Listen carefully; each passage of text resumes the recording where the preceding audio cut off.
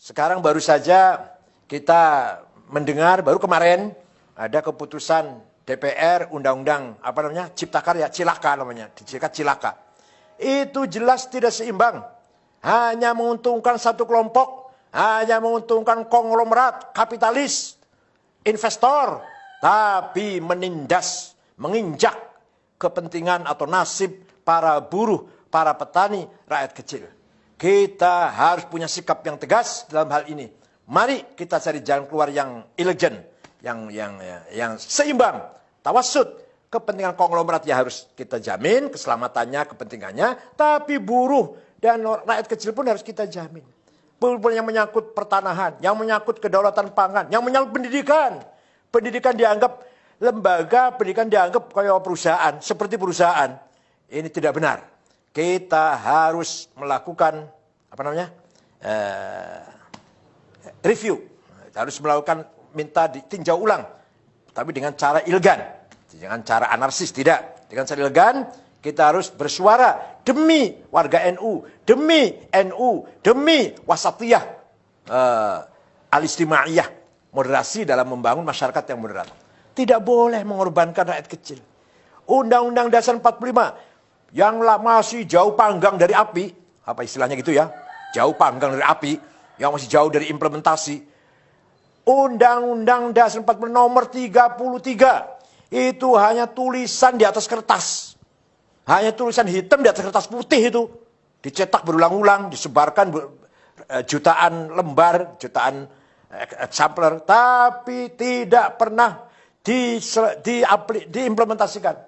Bahwa kekayaan Indonesia ini kan alam ini untuk seluruh rakyat Indonesia. Apa itu sudah terimplementasi? Sudah terrealisasi? Sama sekali tidak. Sama sekali tidak.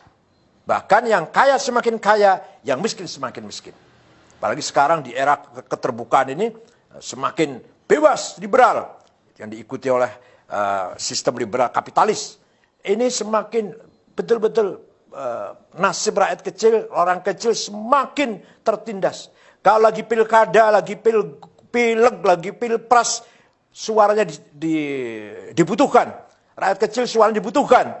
Tapi kalau sudah selesai, ditinggal. Mending kalau hanya ditinggal. Iya kalau ditinggal, didoni meneh. Diludahin. Mending kalau hanya diludahin, diinjak lagi.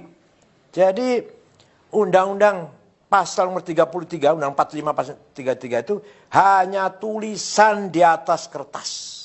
Hanya tulisan di atas kertas. Allah Subhanahu wa taala telah memberikan kekayaan alam Indonesia ini disediakan untuk mensejahterakan semua rakyat. Dan itu cukup. 260 juta orang ini cukup sejahtera kalau betul-betul dikelola dengan adil, dengan merata. Tambang coba, ada tambang gas, minyak, batu bara, boksit, mening, bahkan emas, bahkan berlian, bahkan nikel, apalagi lithium apa namanya lah, banyak sekali tambang.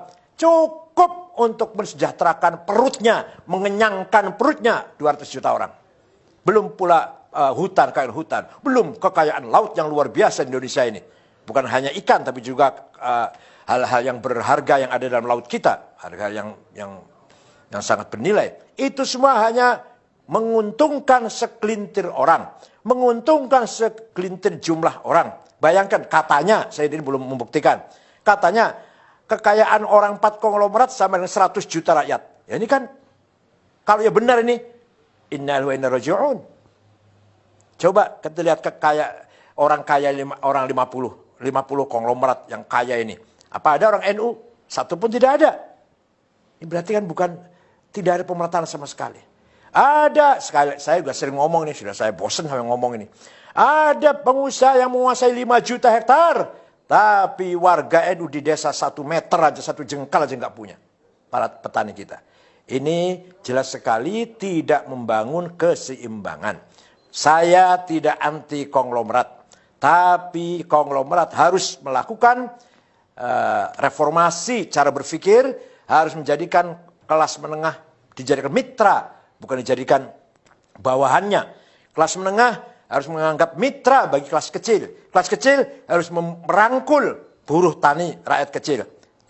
Fuqara wal masakin, syagholin, ummal, buruh kecil.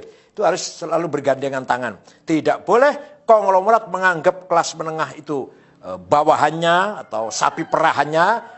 Kelas menengah menganggap kelas kecil sapi perahannya, bawahannya, dan kelas kecil jauh dari fuqara wal masakin, tidak boleh. Oleh karena itu sekali lagi saya mengharapkan NU nanti bersikap menyikapi undang-undang yang baru saja diketok kemarin ini dengan kritik, dengan sikap kritis, tapi elegan. Tidak boleh menggunakan cara-cara anarkis, tidak ada gunanya.